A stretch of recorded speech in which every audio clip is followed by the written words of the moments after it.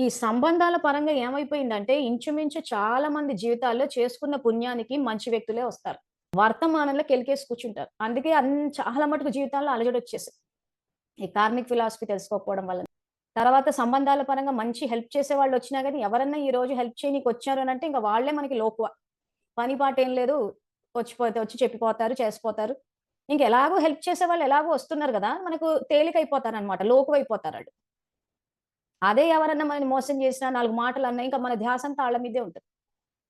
So, అప్పుడిక్కడ ఏం జేయాలి వర్తమానంలో మనకు సహాయం చేయనీకి వచ్చినప్పుడు వాళ్ళ పట్ల అందుకే చెప్తున్నాను. కృతజ్ఞత అన్న పదం ఎక్కడా లేదు మురళీలో. అంతా గౌరవం అనే ఉంది.